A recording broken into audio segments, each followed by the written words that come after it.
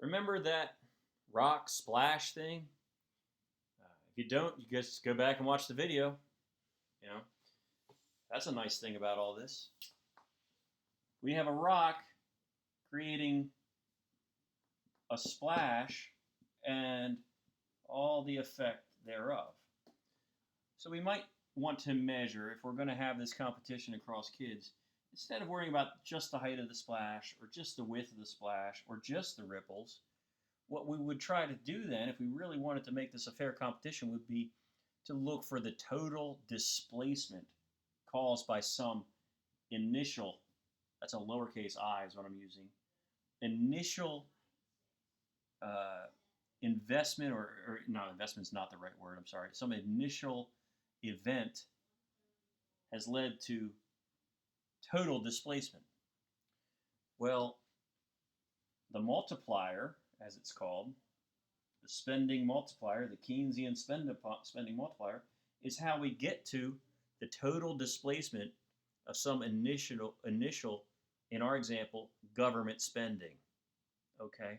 So if I use these numbers down here, I can start to explore the total displacement we might expect from some government expenditure. Okay? Like, let's think through again what's going on down here. We get new dollars as households.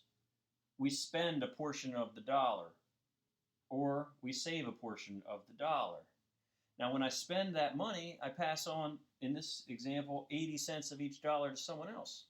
And then they spend 80 cents of their new dollars, and they spend 80 cents, and they spend 80 cents, and they spend 80 cents. Eventually, all of those dollars are all spent out, trickled through, right? So the displacement in the economy is done. So what we're interested in is measuring the total displacement that happened.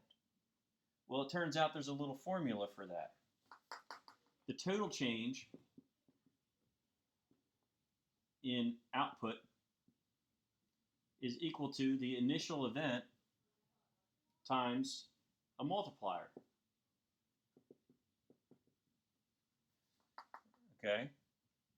Well, the multiplier, I'm going to tease out of you. I'm going to make you work a little bit for it. If I use 0.8 here, I'm going to spend 80 cents of a new dollar, right? And you're going to spend 80 cents of a new dollar and so forth. Well, what if instead, what if I'd said instead like 0.7? If I put 0.7 here, what's the margin of propensity to save? These are commas. If this is 0.7, this must be 0.3 because these two always sum to 1. Okay? In this example, if society is like this versus like this, we save more, don't we?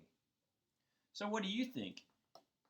Is it going to have a bigger, is some initial expenditure going to have a bigger or smaller impact if we save more? It'll have a smaller impact because it's not trickling through the economy at the same rate as if we save less. Okay? So then our multiplier is simply equal to 1 over the marginal propensity to save. It's called a multiplier because it's multiplying the initial rock to get a total effect. Okay?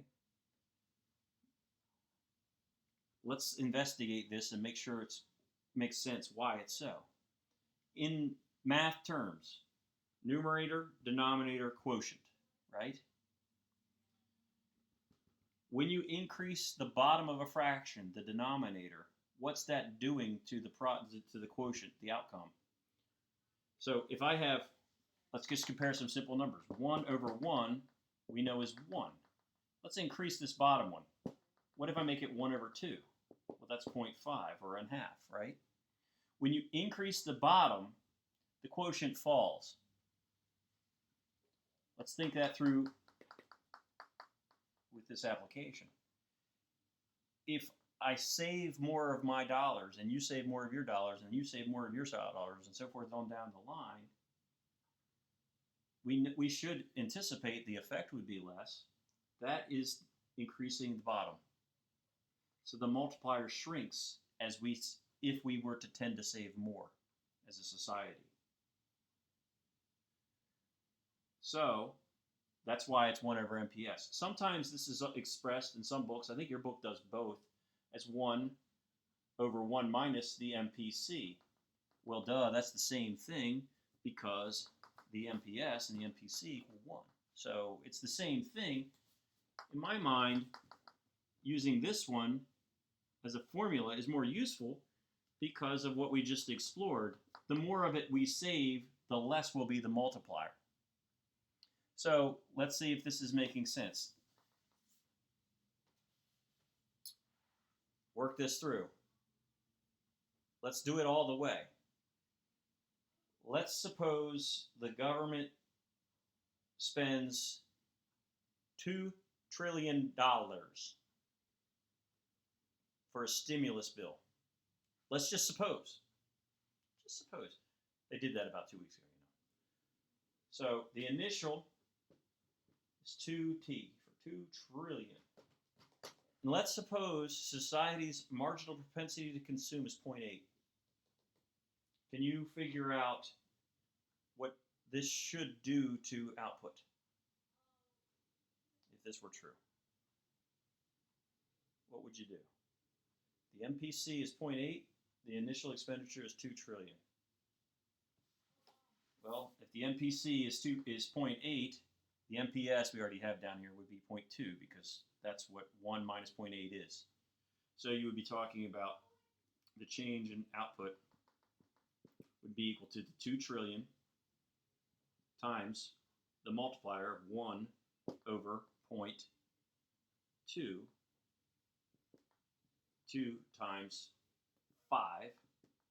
10 trillion must be how much the fiscal policymakers of our country anticipated the coronavirus was shrinking the economy. 50% roughly of our size of our economy is how much they were anticipating this impact to be. If the multiplier is 0.8, as I was doing these videos, I looked online and looked for some estimates of the multiplier and found a couple from, I feel, pretty reliable sources. Some estimates were actually, they're much lower. They're suggesting the multiplier of maybe being 0.1 or even 0.05. Interestingly, it said one of the studies said high income households have a lower marginal propensity to consume than low income households, which is kind of like, yeah, duh. Because rich people can afford to save more. That's a no-brainer. So how you allocate that money could have an impact on the multiplier that you get as a society.